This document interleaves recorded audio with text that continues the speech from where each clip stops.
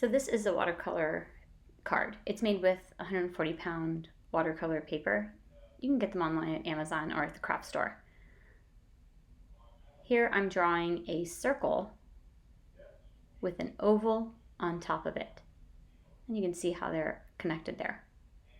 This is going to be the basis of our egg. From there, just combine the two, and then we'll get out the eraser to remove our drawing lines.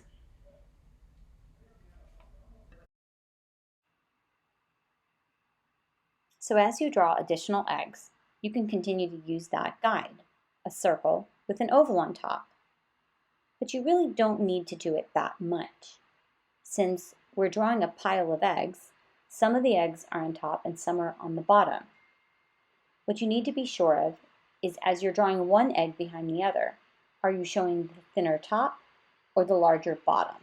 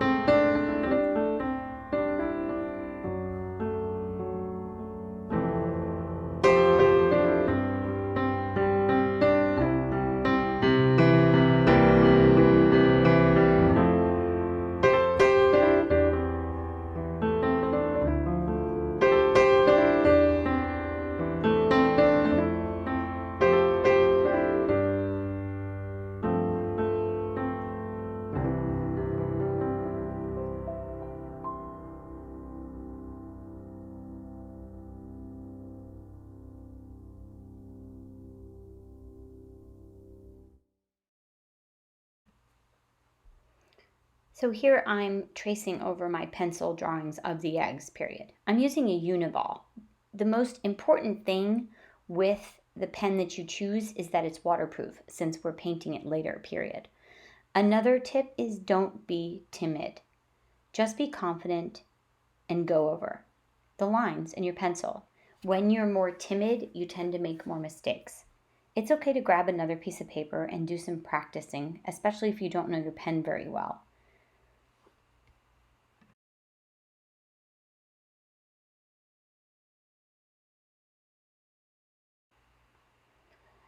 Go ahead and grab your eraser and erase your pencil lines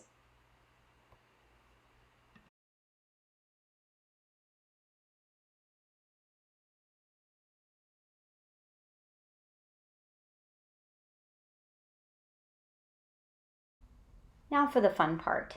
We start painting. I'm using a paint set from Prima Marketing, and this particular group of colors is called the Classics. But you can use any watercolor set you have on hand, or if you'd like to go to my website, my art and lifestyle blog, redartliving.com, I have Amazon links there. I have an entire page article dedicated to art supplies and gives you some tips and links to Amazon to different supplies that I like to use. You can also reach out to me on social media. I actually have some of these sets for sale from when I owned my art store. Obviously, I'm getting started here. I'm painting pink. I'm using just a medium-sized round brush. It's a watercolor brush. I painted the first egg with a little bit of plain water, and then I took my brush and I painted it and added some pink. A little tip about watercolor painting: one color can bleed into another color. Basically, the paint flows wherever there's water. So this paint will stay in this egg as long as the 3 or 4 eggs around it are not wet. So you'll see me jump from egg to egg. Here I am going to the other side of the paper. That's very common in watercolor. We don't want one egg touching another egg to be wet at the same time. I will wait for my eggs to dry as best as I can. So you have different ways of doing it. We're going to be doing wet on wet in that we're going to paint it, and then while it's still wet, we're going to add a little bit more color just to have some fun blending effects. Kind of like when you were a kid and you were coloring eggs and they had that look of when you used multiple colors at a time. I did those first 2 layers in pink, and I'm grabbing some purple now, and I'm just going to add little bits of purple here and there down in the corners of both of the eggs.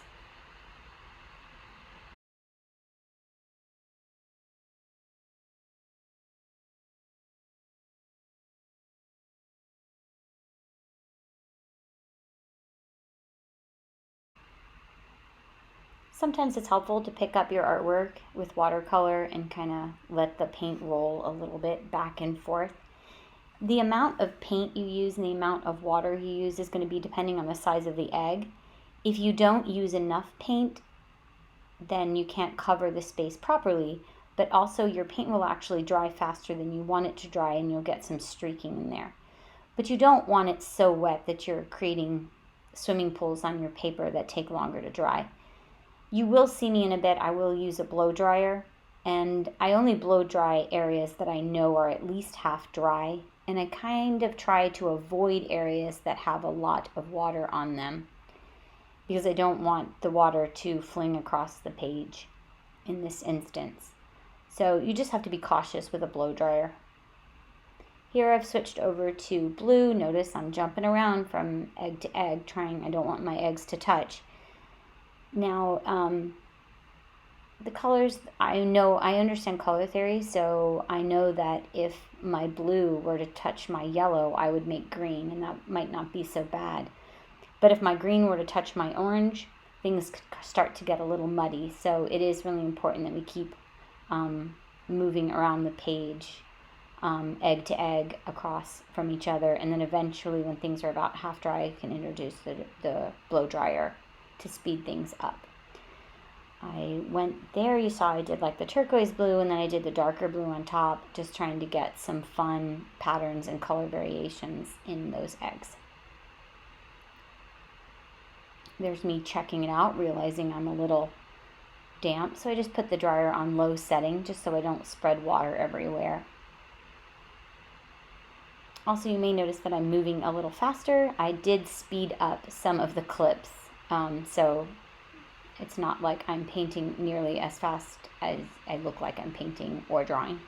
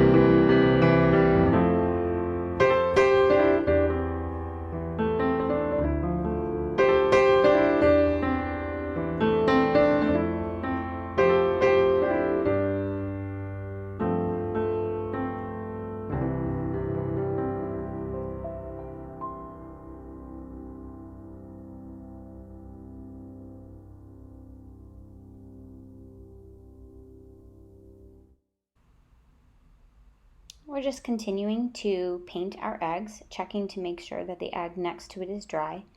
I've been blow drying on and off, or waiting for them to dry as I paint one and move on to the other. Occasionally you may have seen me grab my paper towel and dab a little bit. Sometimes that may be that I just had too much paint, too much water on a particular egg, or it had touched into another egg. And you can take a clean paper towel and just dab it a little bit to clean up.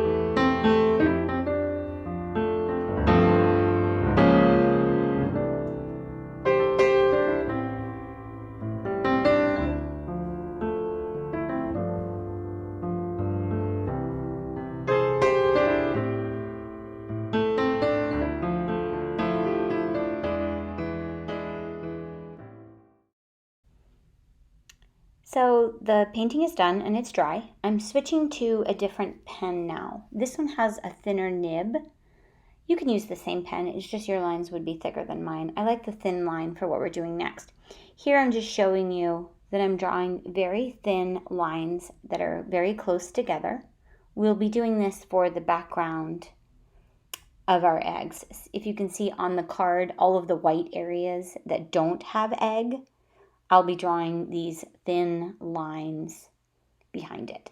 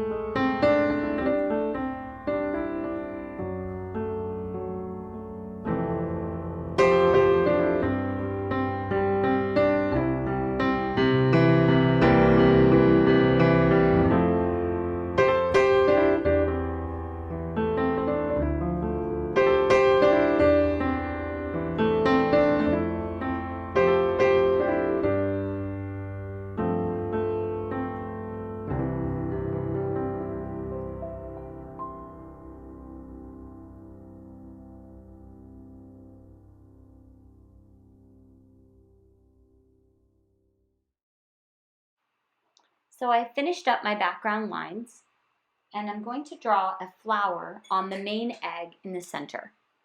I'll begin with a half moon shape, and then add tiny circles inside. This would be the center of the flower.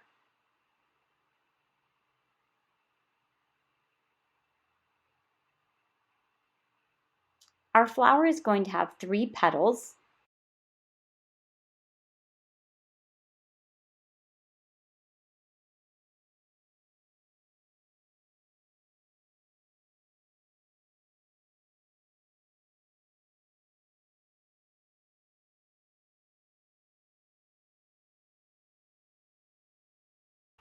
So you can see here I drew the first petal. We will have 3 petals on our flower, and they kind of look like a heart shape. The last one isn't fully showing there. To fill in these petals, we'll use the same lines that we did on the background, those very close, thin lines.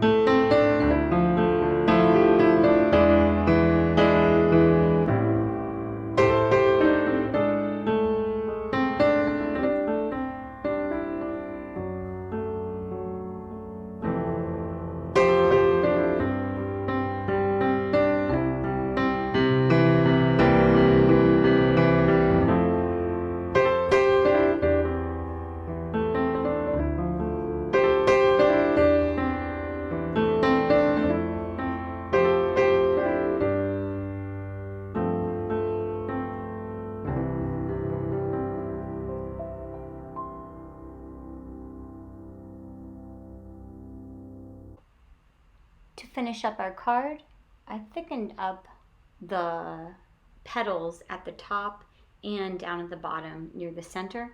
Just add a little extra black, and then inside the center of the flower I added some little dots inside the little circles, just enough to add some texture.